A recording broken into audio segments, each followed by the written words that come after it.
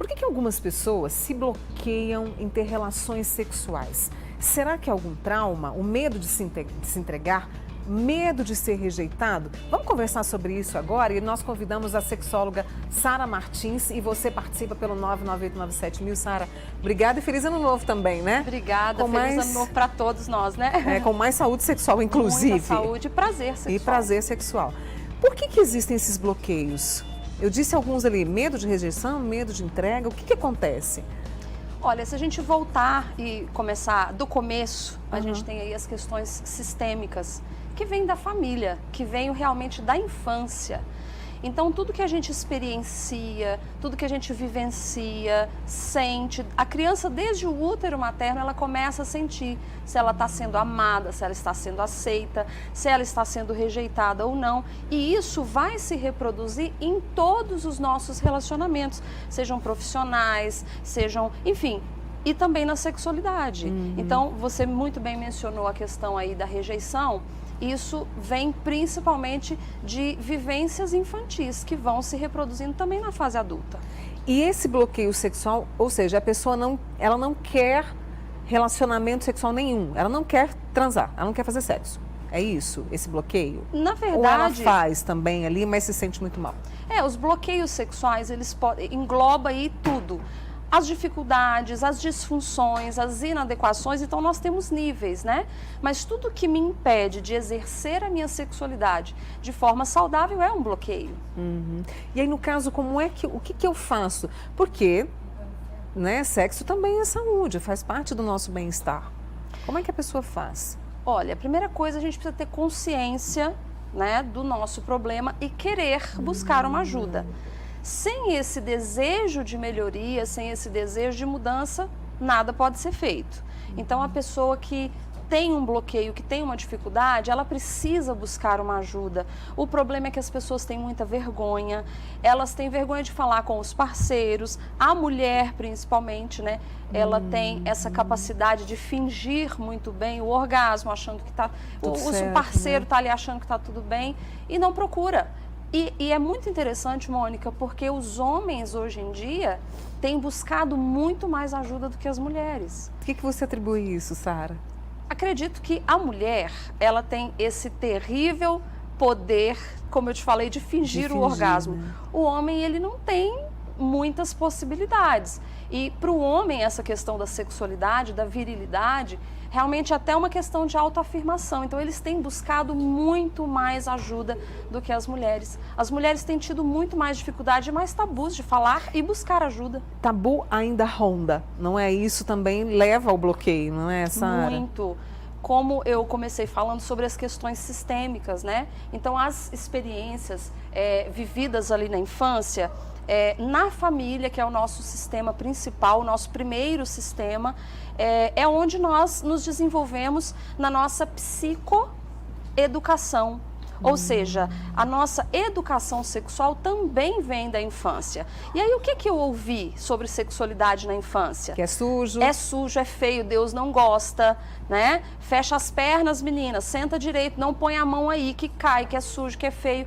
Então, a mulher, principalmente, sofre muito mais o tabu do que o menino, né? Do que os homens, sexualmente falando. Eles são mais livres, né? Isso, inclusive na descoberta dos órgãos sexuais ali por volta dos 5 anos de idade, quando já inicia-se a autoestimulação, né, que a gente comumente aí conhece como masturbação, mas na criança não tem uma conotação erótica.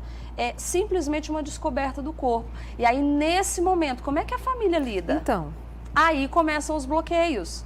E não só na educação sexual. O próprio convívio da figura masculina com a figura feminina em casa já vai me dando as referências para o meu comportamento na fase adulta. Como é que o pai lida com a mãe? Será que tem carinho? Será que tem afeto? O que essa mãe fala dos homens para essa filha? Homem não presta, né? Homem é tudo igual, só quer abusar de você. E a mulher a menina já vai se fechando e na fase adulta os bloqueios são inevitáveis. E aí, inevitavelmente, isso vem para o conflito na relação ali. Exatamente. Porque fica tudo tumultuado, digamos assim. Isso, o papel que eu exerci na família, eu vou exercer em todas as minhas relações. né? O meu padrão de comportamento, que vem inclusive, Mônica, falando aí dos sistemas, os bloqueios sexuais, eles são passados de geração em geração, com aquilo que é ensinado, com aquilo que é implícito, é inconsciente. A família nem precisa falar e a menina muitas vezes já vai percebendo, os meninos também, o que eles vão levar para a vida adulta, né? E a mulher tem ainda outro problema. Ela, antes de casar, vamos dizer assim, ela tem aqui aquela brincadeirinha que fala, fecha as pernas.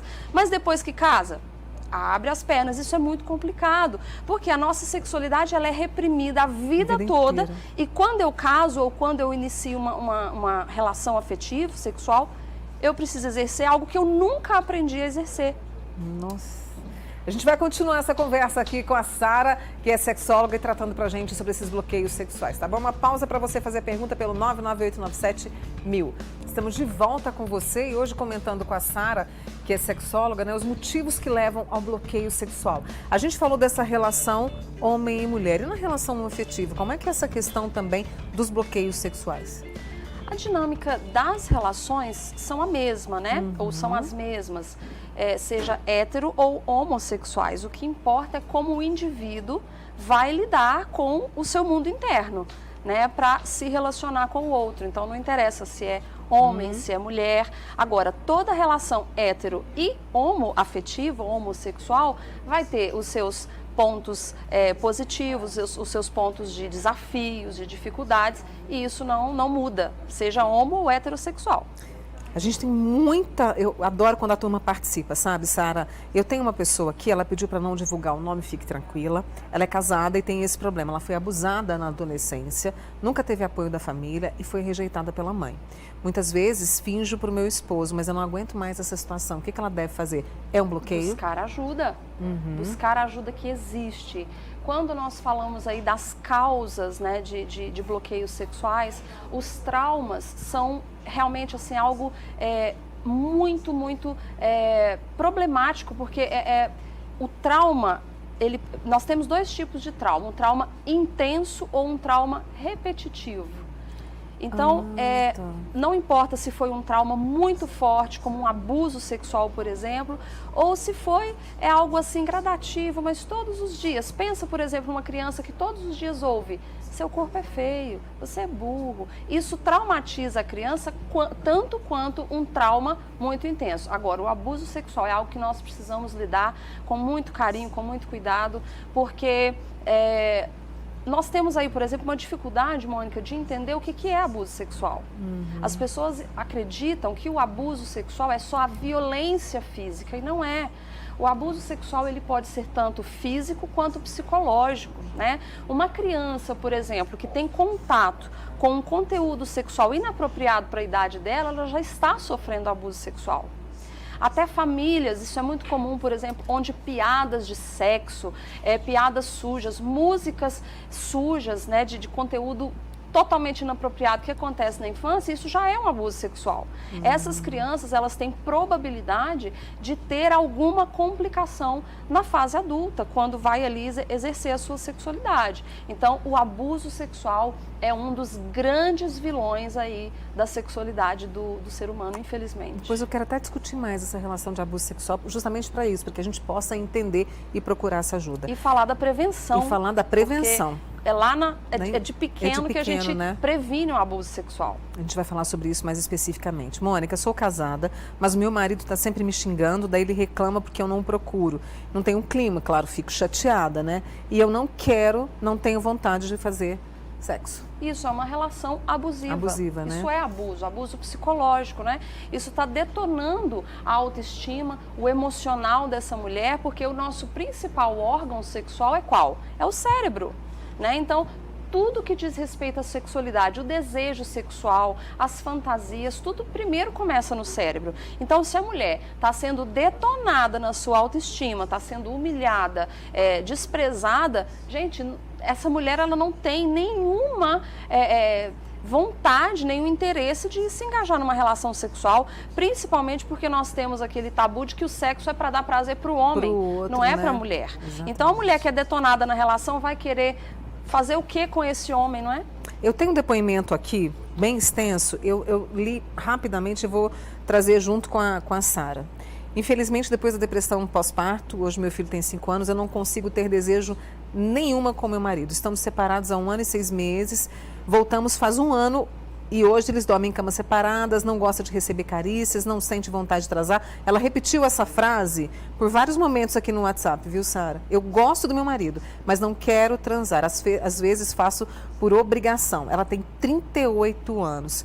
Eu sei que viver fazer só o papel de dona de casa não vai dar certo. Quando a noite chega, minha consciência pesa. E ela diz que gosta de ficar menstruada porque ela dorme mais tranquilamente. Não gosta se afasta do sexo. Exatamente. Quando faz, quer que acabe o mais rápido possível para ela tomar banho, ficar quietinha. Não acho graça em transar. Foi um depoimento extenso, não precisa pedir desculpas. E eu espero ter trazido aqui para a Sara, sexóloga, a sua história. Nós temos aí 2 pontos muito importantes, a depressão e a maternidade. A depressão por si só, com o tratamento da depressão, a gente tem aí questões hormonais que realmente podem detonar com o desejo sexual do indivíduo, seja homem ou seja mulher. Agora, pós-parto, a gente tem um outro complicador, que é a questão que a gente estava falando de sistêmica. Todo indivíduo exerce várias funções. E a função materna é uma das funções que uma mulher exerce. Agora, após o filho, o que a mulher faz? Ela anula todas as outras funções e se torna mãe. Mãe não faz sexo, quem faz sexo é mulher. Mulher adulta. Então, se eu sou 100% mãe, 24 horas do meu tempo eu sou mãe, eu penso nos filhos, eu me dedico aos filhos, eu já vou automaticamente excluindo o meu marido, a minha sexualidade vai ficar completamente anulada. Né? Então, essa mulher, ela precisa primeiro cuidar dela, da parte mulher. Porque antes de ser mãe, ela é mulher. Antes de ser mãe, ela era esposa. Então, essa criança não pode ser o mundo dessa mãe, até porque, Mônica, essa criança já vai crescer com um fardo de culpa, porque ela afastou os pais. Entendi. Olha o quanto isso Nossa. é complicado. As crianças, elas absorvem tudo que acontece, isso é tão é inconsciente, mas é muito forte, né? Então, essa criança, ela já está com um fardo de culpa. Eu afastei os meus pais. Por quê? Porque depois do fardo, meu corpo ficou feio, depois do parto, eu não tenho mais tempo de me dedicar para mim mesma, eu não tenho mais tempo de fazer sexo, a vida muito corrida, morreu a mulher, ficou só a mãe, vai cobrar dessa criança a vida depois. Por quê? Porque ela destruiu o casamento dos pais. Precisa de ajuda, né? Precisa. Você está falando muito dessa coisa do sistêmico, né? Do sistema que nos envolve. No caso, a constelação pode muito ajudar a derrubar esses bloqueios, essas... Posso falar de crenças também? Porque vem muita crença no bloqueio, né? A constelação sistêmica, ela é uma das ferramentas sistêmicas. Nós temos várias ferramentas sistêmicas e todas são muito poderosas. E a constelação, se bem utilizada, se bem feita, ela é muito poderosa, sim. Mônica, eu gosto, as perguntas estão chegando, até estou combinando com a Sara dela voltar, porque sexualidade é sempre, né, um assunto recorrente aqui no Manhã Total e eu sei que você tem muitas dúvidas. Eu tenho muita vontade de fazer sexo, mas meu esposo reclama que está cansado. 12 anos de casados, o que ela pode fazer? Precisaria ver aí a idade também desse homem, né? 12 anos de casado, ele deve estar aí acima dos 40, talvez, né? Não sabemos, mas... temos aí todas as questões da rotina, as questões hormonais, a própria mudança do corpo. Agora, saiu uma pesquisa recentemente, Mônica, que principalmente os homens, eles estão querendo muito menos sexo do que as mulheres. Eu li a por respeito. conta de tantas atrações, de tantas atividades, de tantos atrativos que eles têm, que hoje o sexo não é mais tão importante para eles como era antigamente. A gente tem até aquela brincadeira, né, que antigamente se tinha mais filhos porque não tinha muita coisa para fazer e a única diversão era atividade sexual. Mas hoje são tantos atrativos também, agora precisa entender o sistema desse casal. Eu quero te convidar aqui, junto com os nossos amigos que estão acompanhando, não vai apagar sua pergunta, meu pedido para você.